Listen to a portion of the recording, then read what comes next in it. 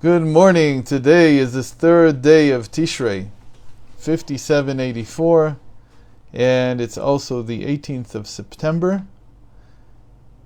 And today is a fast day. It's called Gedaliah, the fast of Gedaliah ben Achikam, which is one of the four fast days related to the destruction of the first temple. What happened on this day?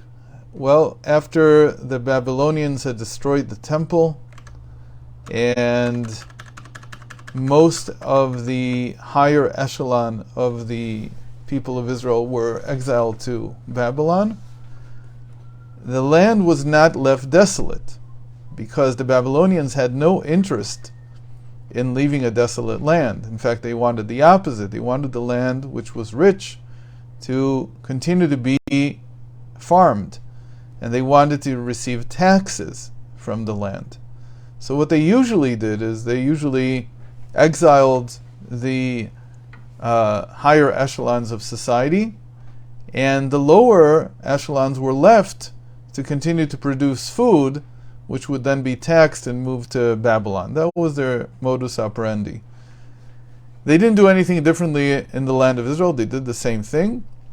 And after they had finished destroying the temple, razing Jerusalem, and razing with a Z, of course, and they needed the farmers to stay, so they appointed a supervisor who was considered to be a righteous man. His name was Gedaliah ben Achikam, the son of Achikam, and he wanted to preserve Jewish life in the land of Israel, even during the time of the exile. They already had the prophecies that, though not yet maybe common knowledge, or the correct interpretation maybe was not common knowledge, but they already had prophecies that told them that the exile would be limited in time. It wouldn't be forever.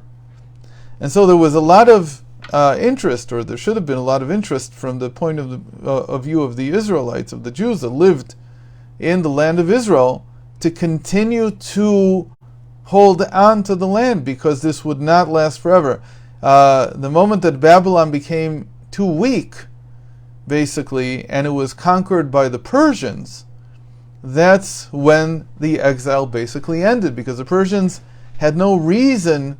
They didn't have a bone to pick, as they say, with the Jewish people. And so, and not only that, but we know that there's a whole story that the scroll of Esther is sort of like the background for everything that goes on there.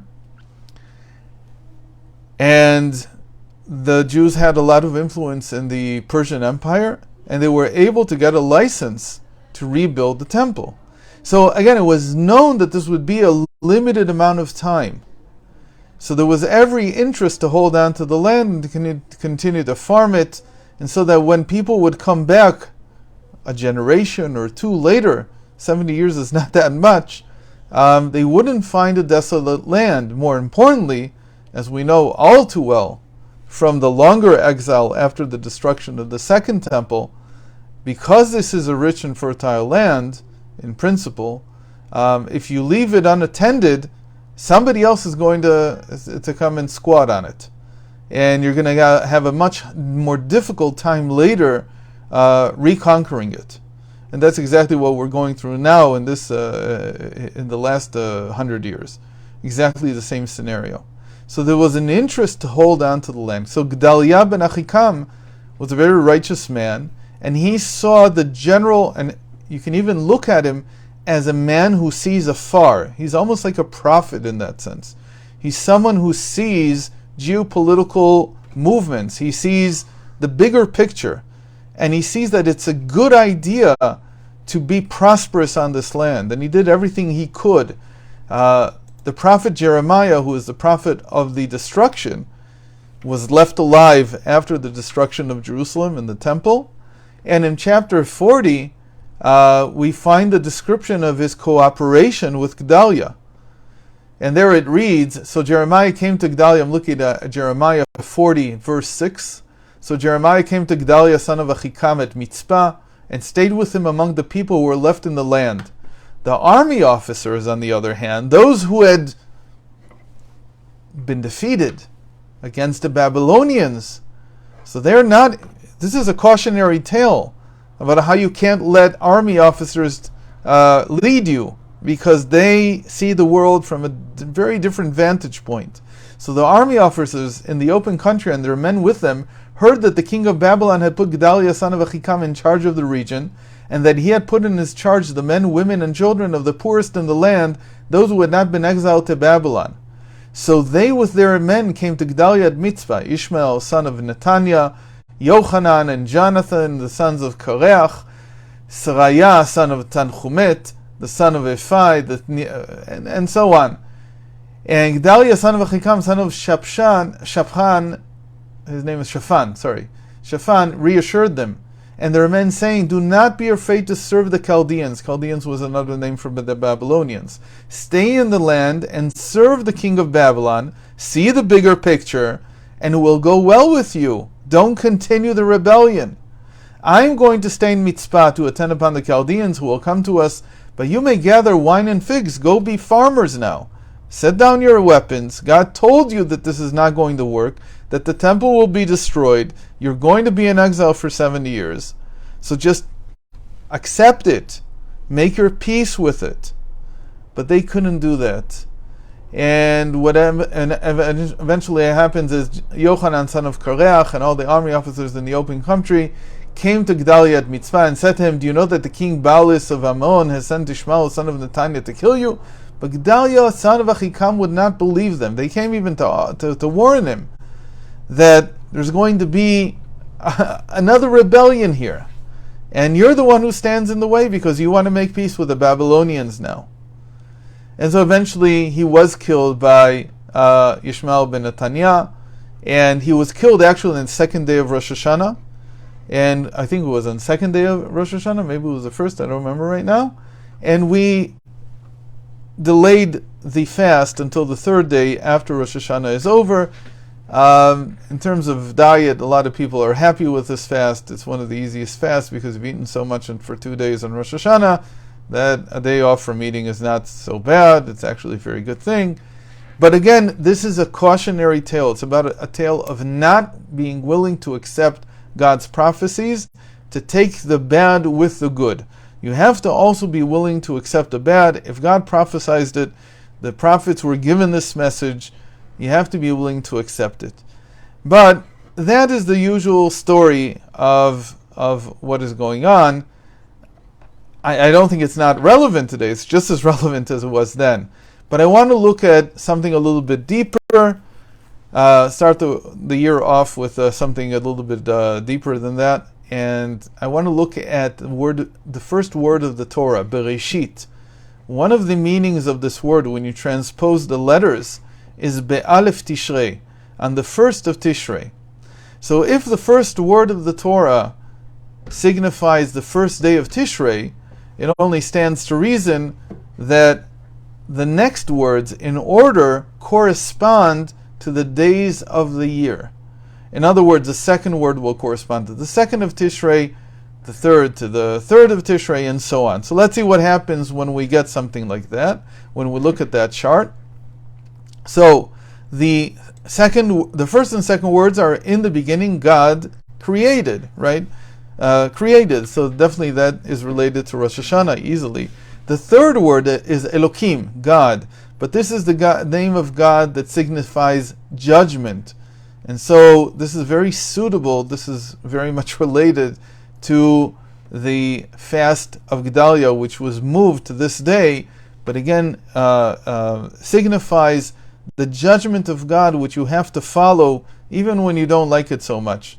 The next one, there's a lot of things we can say about all of these, but the next interesting one, that's really interesting, is the 10th word is Tohu. Tohu means chaos. The earth was, sometimes they translate it as void and chaotic. So chaos is Tohu. And Tohu exactly equals 411, exactly equals Yom Kippurim. It exactly equals the 10th of Tishrei, which is Yom Kippur. The 15th word is Tehom, which means abyss, and the void and the chaos and the darkness were on the face of the abyss. The abyss always in Torah is associated with water, and specifically on the 15th day of Tishrei, we begin to celebrate Sukkot, the Feast of Tabernacles as it's called, but really in the tradition, the early agricultural tradition, and this is retained in many of our practices, the holiday of Sukkot is the holiday of water. It's also why the water libation was brought on this holiday. Every night of the 7 days of the holiday, they would take water from the stream of the Shiloach and they would pour it on the altar. Usually during the rest of the year, you only pour wine as a libation. Here there was a water libation, and water libation is what brings about the name Simchat Beit HaShoeva, the joy of the drawing or the raising of the water that was then brought onto the altar. And then we go down to the 21st word. The word is actually Hamayim, the waters. And the 21st day of Tishrei is exactly Hoshana Rabbah, when we say it is the day of judgment for water. The whole holiday is a holiday of water. The 21st day, Hoshana Rabbah, the 7th day of Sukkot, the 7th day of the Feast of Tabernacles, is the day of judgment of water, and that's why we shake the lulav in all the many directions, and we take it around 7 times around the bima, and so on. This is all related to these earlier agricultural rites that had to do with bringing a good judgment on the rain season that starts 3 weeks after Tishrei. And then the 25th word is actually something a little bit more modern. There we have the first instance of the word light. And the 25th of Tishrei is the Yortzeit. It's a day of passing of Reb Levi Yitzchak of Berditchev. One of the things he's most famous for, you have to learn his book to see it, but he's very famous for it, is that he doesn't call God the Almighty, just Hakadosh Baruch Hu. He doesn't just say he's the Holy Blessed One. He always writes that instead of just those 3 words, he writes Or Hakadosh Baruch Hu, the light of the Holy Blessed One. He always adds the word Or before, and the idea is that if you take these 4 words, Or Hakadosh Baruch Hu, the light of the Holy Blessed One, you get the word love. It makes the acronym, the initials of the word love. So that's on the 25th. And we could go on through the rest of the Torah, and it's actually, we can leave it as an exercise to find as many things that are related in the calendar to the words, to the 355 initial words of the Torah. Of course, this is where we have 383 days because we have an intercalated year. We have a second month of Adar, or 13 months. So you can go through all 383 first words and see, maybe even try to predict if you're into that, or just try to understand the essence of every day. So again, today is Elokim. Today is God, the name of judgment. And that's the feeling that we have during a fast day. There's always a chance, and it's good that there is a fast day in the middle of the 10 days, the 10 days of repentance, of returning to God. It gives us a chance to think about this judgment, not just in the simple sense of our own lives, but again, the cautionary tale of Gedaliah is that you have to be very careful in understanding geopolitical events, to know when you're beat, not to try to, on principle, try to continue to fight. There always has to be some sense in things. There has to be some judgment, some what we call common sense in how you run your life. So thank you very much for joining today, the first day of 5784, and I hope to see you tomorrow.